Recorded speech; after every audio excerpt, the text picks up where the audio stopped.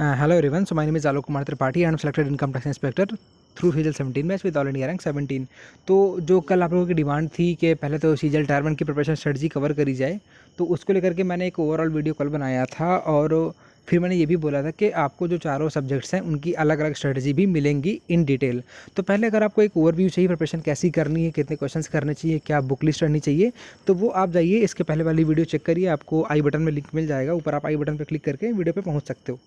तो पहले सेक्शन में बात कर रहे हैं आज मैथ्स की। तो अगर मैथ्स की बात करते हैं कि आपको टिपिकली कैसे करना है, तो देखिए जैसा मैंने कल बोला था कि एसएससी का जो रूट होता है वो होता है प्रीवियस ईयर क्वेश्चंस। तो प्रीवियस ईयर क्वेश्चंस तो आपको हर हाल में करने ही करने पड़ेंगे। उसके साथ में अगर हम बात करते हैं बेसिक बुक्स की, तो एक बार रिवाइज़ कर लेते हैं। आपको किरण ले लेनी प्रीवियस ईयर की, चाहे आप राकेश यादव की ले सकते हो।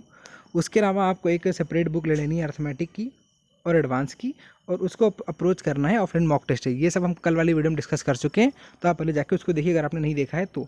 अब बात करते हैं कि कैसे इन बुक्स को कवर करना है, कैसे क्वेश्चंस को कवर करना है और कैसे इन नोट्स को भी बनाना है। ठीक है, तो ये पहले हम बात करते हैं कि पहले किरण को भाई कैसे कवर करना है। लोगों के कमेंट आए थे कि क्या सर 10,000 क्वेश्चन है तो क्या हमें 10 के 10,000 भी कवर करने चाहिए। तो नो, आपको 10 के 10,000 क्वेश्चंस नहीं करने हैं। फॉर एग्जांपल जैसे अगर हम बात करते हैं कि एक चैप्टर में नॉर्मली 500 से 600 क्वेश्चन होता है, तो आपको सारा नहीं करना है। कैसे करना, आइए इसकी बात करते हैं। तो बुक में टाइप वाइज क्वेश्चन दिए होते हैं। जैसे आपने टाइप 1 किया तो टाइप 1 में आपको एक ही टाइप के कम से कम में भी कि 10 से 15 सवाल मिल जाएंगे। ठीक है, तो आपको 10-15 नहीं करने हैं, बस आप 3 से 4 क्वेश्चंस, हद से हद 5 क्वेश्चंस आप देख लीजिए, कोई इसमें नया टाइप ना हो। आप अगर टाइप 1 में लगभग हर टाइप के जो क्वेश्चंस होंगे, अगर आपने वो कवर कर लिए 3, 4, 5 क्वेश्चंस, तो ठीक है, वो सफिशिएंट है। आपको क्वेश्चन करने से मतलब है आपको वो कॉन्सेप्ट समझ में आना चाहिए। ये जरूरी नहीं कि आप 15 के 15 क्वेश्चंस करें। ठीक है, तो उसके चक्कर में आपको नहीं पढ़ना है कि मुझे पूरे 10 के 10,000 क्वेश्चंस करने हैं। बट हाँ, ये होना चाहिए कि आपको वो क्वेश्चन समझ में आ जाने चाहिए। उसके बाद से अगर आप उस चैप्टर को दोबारा लगाएं तो कोई भी क्वेश्चन कहीं से भी जो आपने पहले सॉल्व किए हों चाहे ना किए हों, वो आपसे हो जाने चाहिए। ठीक है, तो आपको पूरे क्वेश्चन 10 के 10,000 सॉल्व नहीं करने हैं। सेम टाइप के क्वेश्चन रिपीट हो रहे हैं, कहीं पे 10% 20% है और अगले क्वेश्चन 20-40 है, तो आप उसको बस 1-2 क्वेश्चन लगाइए। थोड़ा सा आप देख लीजिए कि हाँ आपका जो हाथ है वो सेट हो गया है कि नहीं हो गया उन क्वेश्चन पे। जैसे वो हो जाता है आप आगे बढ़ सकते हो। ठीक है, फिर अगली बात होती है कि ये आपको रैंडमली पढ़ाई नहीं करनी है कि आप आज अर्थमेटिक पढ़ रहे हो, कल एडवांस पढ़ रहे हो, बीच में डीआई भी पढ़े ले रहे हो, ऐसे नहीं करना है। पहले आपको डिवाइड कर लेना है। मेरे अकॉर्डिंग जो एक अच्छी अप्रोच होती है जो शुरू करना चाहता है, पहले आप अर्थमेटिक को करिए, फिर आप ज्योमेट्री को करिए, और डीआई कुछ उतना टफ होता नहीं है। डीआई अगर आपके पास अच्छा, अगर आप मैथ्स समझ लेते हो तो आप डीआई को भी कर लोगे। साथ साथ में आप डीआई में प्रीवियस ईयर क्वेश्चंस लगा लीजिए। डीआई ईजी आती है। अगर आप 2017 एग्जाम को छोड़ देंगे तो जितनी भी डीआई आती हैं वो आपसे आराम से हो जाएंगी। तो पहले आपको अपना अर्थमेटिक उठाना है और चैप्टर्स को ग्रुप में डिवाइड कर देना है। जैसे जो सेम चैप्टर्स हैं, जो सेम टाइप के हैं, सेम कॉन्सेप्ट पे बेस हैं, उनको आपको ग्रुपिंग कर लेनी। तो पहले उन्हें करना है, फिर बाद में आके क्वेश्चंस को करना है। फॉर एग्जांपल आप शुरू कर सकते हो परसेंटेज से, और जब आप परसेंटेज करोगे तो उस पर आपको परसेंटेज पकड़ हो जाएगी और साथ साथ में फ्रैक्शन पे भी कवर आपका हो जाएगा। तो उसके बाद आप प्रॉफिट एंड लॉस को भी कर सकते हो, उसके साथ आप डिस्काउंट को भी कर सकते हो, और बाद में आप मिक्सचर सीआई और एसआई को भी कर सकते हैं। ठीक है, बात समझ आ गई? तो इस तरीके से आपको करना रहेगा। और मिक्सचर से पहले आप एवरेज के चैप्टर को भी पढ़ेंगे, क्योंकि जब आप एवरेज पढ़ेंगे तभी आप मिक्सचर को कर पाएंगे। आप percentage, profit and loss, discount, CI SI को आराम से आप कर सकते हो। बट मेरे अकॉर्डिंग आप परसेंटेज करिए, प्रॉफिट एंड लॉस करिए, डिस्काउंट करिए, इसके बाद आप एवरेज पे जा सकते हैं। और एवरेज अच्छे से कवर करने के बाद आप मिक्सचर, एलिगेशन, और तब आप सीआईएसआई को करिएगा। ठीक है, आप काफ़ी बेनिफिट पाएंगे। आप ये पाएंगे कि आप स्टेप बाय स्टेप सीढ़ियाँ चढ़ते हुए जाएंगे। उसके बाद जब आपका ये कवर हो जाएगा तो फिर अगले ग्रुप में आप ये वर्क एंड टाइम हो गया, पाइप एंड सिस्टेंस हो गया, ये सेम टाइप के क्वेश्चन है। अगर आपने वर्क एंड टाइम कर लिया है तो आप इजीली पाइप एंड सिस्टेंस को कर पाएंगे। ठीक है, उसके अलावा अगर अगले ग्रुप की बात करें तो आप स्पीड, टाइम एंड डिस्टेंस हो गया तो ट्रेन कर लेंगे, और बोट एंड स्ट्रीम कर लेंगे, क्योंकि ये सेम टाइप के चैप्टर्स होते हैं। इनका जो बेसिक कॉन्सेप्ट होता है वो सेम होता है, जो चीज़ें डिफरेंट होती है वो आप पढ़ेंगे तो अपने आप कर पाएंगे। ठीक है, तो ग्रुपिंग आपको खुद से करनी है और चीज़ों को ऐसे ट्राई करना है कि आपका काम इजी बने। आपको एक एक करके सीढ़ियाँ चढ़नी है। ये नहीं कि आप सीधा एक ही बार में, एक ही छलांग में पूरा चढ़ जाएंगे, ऐसा नहीं करना है। ठीक है, फिर आप बाद में नंबर सिस्टम के साथ एलसीएम एचसीएफ को भी कर सकते हैं। ठीक है, नंबर सिस्टम, एलसीएम एचसीएफ आप आराम से साथ में कर सकते हो। इसी तरीके से आप जब ट्रिग्नोमेट्री पढ़ेंगे उसके साथ आप हाइट एंड डिस्टेंस पढ़ सकते हो। फिर आप 2D पढ़ेंगे तो ज्योमेट्री और 3D पढ़ सकते हो। बाद में आप DI को भी पढ़ सकते हो। DI को लेकर के ज़्यादा परेशान नहीं होना है। अगर आपके पास कॉमन सेंस है और आपने कॉम्पिटिटिव एग्जाम्स की तैयारी नहीं भी करी हुई है, फिर भी अगर आपका जो मैथ्स का बैकग्राउंड है वो ठीक ठाक है, तो आप खुद देखेंगे कि जो डाटा इंटरप्रिटेशन होता है काफ़ी ईजी क्वेश्चंस होते हैं। ठीक है, जनरली वो या तो कोई पाई चार्ट आपको ऐसे ऐसे दे दिया जाता है, या फिर वो आपका जो सर्कल बेस्ड क्वेश्चंस होते हैं उन्हीं में डिवीजन्स पे आपके क्वेश्चंस रहते हैं, तो इसको आप देख सकते हो। उसके लिए कोई आप स्पेशल बुक करने की ज़रूरत नहीं है। अगर आपको लगता है कोई डाउट है तो आप यूट्यूब पे बहुत सारे ऐसे टीचर्स हैं जिन्होंने फ्री में पढ़ाया हुआ है, तो आप जा करके DI की वीडियो सर्च करिए, DI फॉर एसएससी सीजीएल। आपको जो भी टीचर्स अच्छे लगे जो रेपुटेटेड है ऑलरेडी मार्केट में, तो आप उनकी वीडियोज़ को देख सकते हो। ठीक है, इतनी बात समझ में आ गई कैसे आपको पढ़ना है। फिर थोड़ी सी और बात करते हैं। कुछ लोगों के ये भी कमेंट्स थे कि सर नोट्स बनाने में दिक्कत होती है, किसके नोट्स बनाए किसके नोट्स ना बनाए। तो क्या आपको क्वेश्चंस के नोट बनाने हैं? तो मैं आपसे कहूँगा कि जब आप सिलेबस कवर कर रहे हो तो उस टाइम पे आपको क्वेश्चंस के नोट नहीं बनाने हैं। ठीक है, किस टाइम पे आप क्वेश्चंस के नोट बना रहे हो, सिलेबस कवर करते टाइम आप ये कर सकते हो कि कोई चैप्टर अगर आपको कोई क्वेश्चन अगर आपको टफ लग रहा है तो आप बस उसको हाईलाइट वहाँ पे कर दीजिए, छोड़ दीजिए। दोबारा आप रिवाइज करेंगे तो उन क्वेश्चंस को आप आराम से कर लेंगे। जब आप सिलेबस ख़त्म कर रहे होगे तो उस टाइम पे जो भी कॉन्सेप्ट आपको नया लग रहा है, या फिर लग रहा है कि ऐसा मान लो कि हमने सबने अपने स्कूल टाइम से मैथमेटिक पढ़ी हुई है, अगर आपको लग रहा है नहीं ये तो मैंने कभी पढ़ा ही नहीं है, ये बिल्कुल न्यू है, मुझे इसका कोई आइडिया नहीं है, तो ऐसे क्वेश्चंस को, ऐसे कॉन्सेप्ट्स को आप एक खुद की नोट्स रखिए पर्सनल की, या आप आदत डालिए बनाने की, आपको काफ़ी यूज़फुल रहेगी। और उनको वहीं पर नोट करते चलिए, जिससे दोबारा जब आप उस चैप्टर को लगाने बैठें तो उससे पहले अपनी उन नोट्स को पढ़ें और अच्छे से रिवाइज करें। फॉर्मूले आपको पता है कि अर्थमेटिक में ज़्यादा फॉर्मूले के चक्कर में नहीं पढ़ना है। ठीक है, और हाँ एक बड़ी चीज़, ट्रिक्स। मैंने पीपल आस्क मी कि सर आपके पास पर्सनल ट्रिक्स रही होंगी तो आपके इतने अच्छे मार्क्स आए, तो बिल्कुल नहीं। आज के टाइम पे आप देखोगे तो ट्रिक्स वगैरह 2013-14 तक रिलेवेंट थी। उसके बाद से जो ट्रिक्स वाले क्वेश्चन होते थे ना कि ये ऐसा क्वेश्चन आएगा तो A² - B² अपॉन में A² + B² × 100 कर देना, इसका आंसर आ जाएगा, नहीं, अब ऐसा काम नहीं होता है। और जब से TCS आया तो TCS ने कैलकुलेशन पर ज़्यादा चीज़ें डाल दी हैं, तो अब आप वो ट्रिक्स वाली चीज़ें भूल जाइए। तो मैं आपको नहीं करूँगा कि कोई आप पुराने ज़माने की बुक लीजिए, उससे बैठ के आप प्रॉफिट एंड लॉस की ट्रिक्स याद करिए, बिल्कुल नहीं। अब आपको अपनी कैलकुलेशन स्पीड सबसे तेज़ करनी है। उसको आपको पता है कि आपके जो गुणा भाग है, जो आपके स्क्वायर क्यूब्स हैं, वो आपको याद होने चाहिए। ठीक है, और अब बात करते हैं एडवांस मैथ्स की। बात करते तो हाँ, उसमें आपको हर चैप्टर में फार्मूले होते हैं अच्छे अच्छे, तो फार्मूले आपको अच्छे से उसमें याद करने हैं, और उनका इम्प्लीमेशन, मतलब उन फार्मूले को इम्प्लीमेंट कैसे करना है। एज अ सिमिलरिटी है तो सिमिलरिटी रियलिटी में क्या होती है, ये चीज़ आपको सीखनी पड़ेगी। ये नहीं रटना कि AB/BC = BC/CD, ऐसे नहीं याद करना।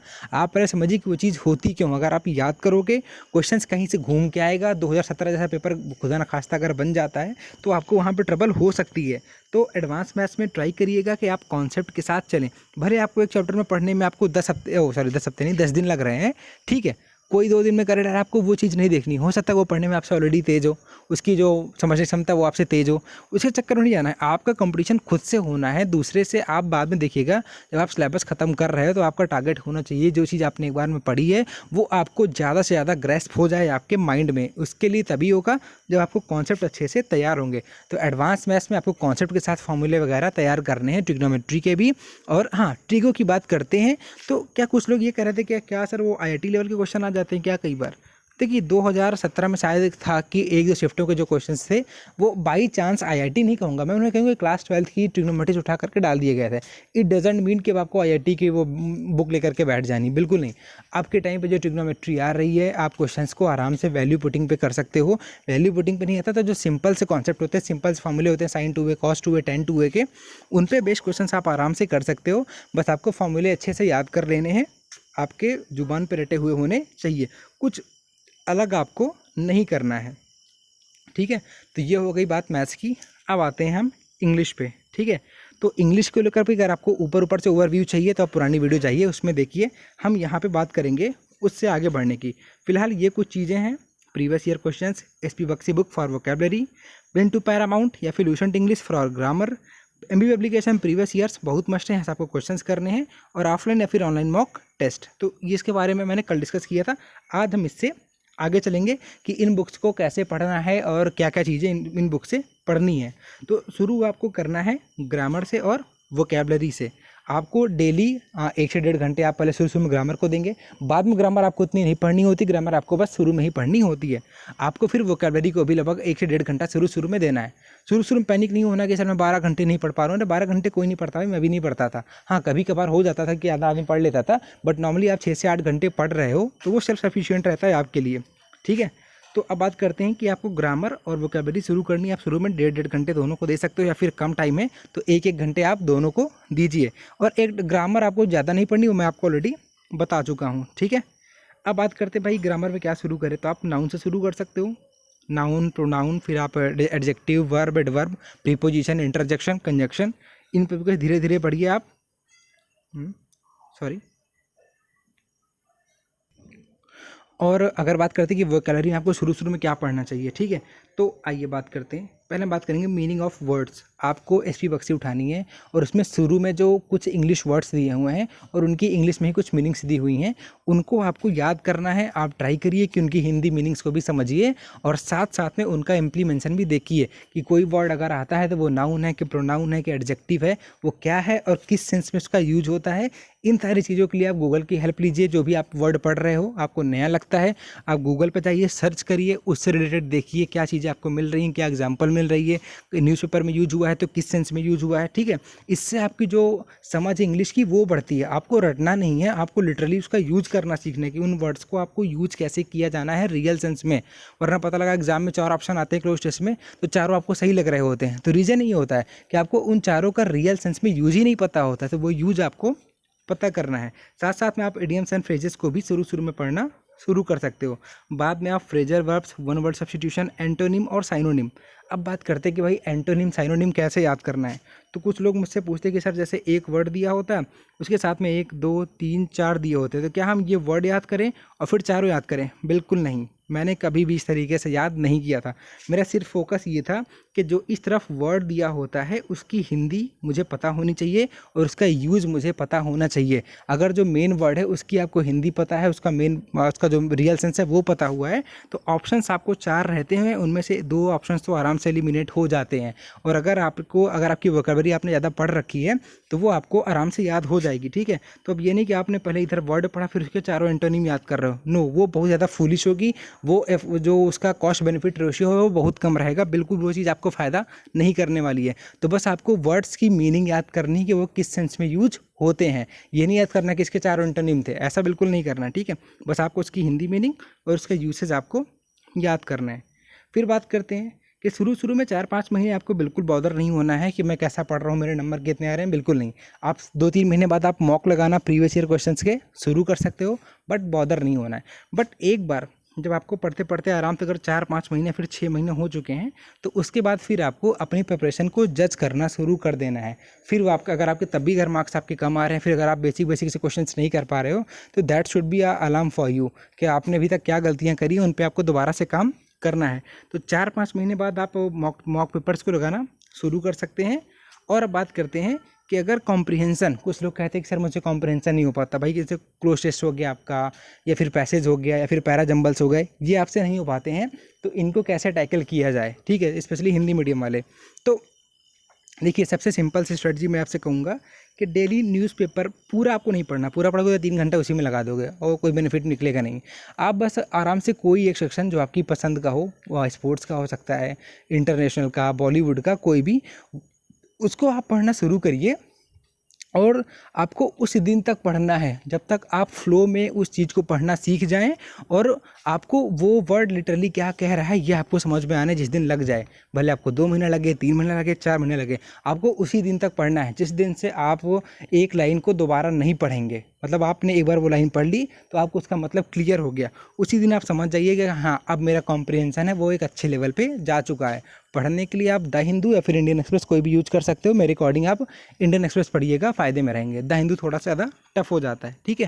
तो आप बस 1 पेज या फिर आप आधा पेज पढ़िए, लेकिन उसको ऐसे पढ़िए कि वो चीज़ आपको डायरेक्टली समझ में आ जाए, सीधे आपके माइंड में। आप ये नहीं कि एक लाइन पढ़ रहे हो, उसे ट्रांसलेट कर रहे हो, फिर उसकी कोई मीनिंग नहीं आ रही, मीनिंग आप सर्च कर सकते हो, बट आपको उसी दिन तक पढ़ना है जिस दिन आपको वो एक बार में एक लाइन समझ में आ जाए, उस दिन से आप प्रिपरेशन अपनी रोक सकते हो इस चीज़ के लिए, ठीक है। और पैरा जंबल्स भी PQRS वाले जो आपके होते हैं, कि आपको उनको सीरियल्स में लगाना होता है वो आप इजीली कर सकते हो। फिलहाल अब तो 2018 के बाद से इंग्लिश इतनी आसान हो गई है कि अगर आप सिर्फ अपना माइंड थोड़ा सा ओपन रखेंगे तो आप आराम से सारे के सारे PQRS को कर पाएंगे। ठीक है, तो आई होप कि मैंने मैथ्स और इंग्लिश को यहाँ पे कवर कर दिया है, और कल आपको जीके और रीजनिंग को लेकर के भी एक ऐसी वीडियो मिल जाएगी। ठीक है, टिल देन आप लोग पढ़ते रहिए। God bless you all.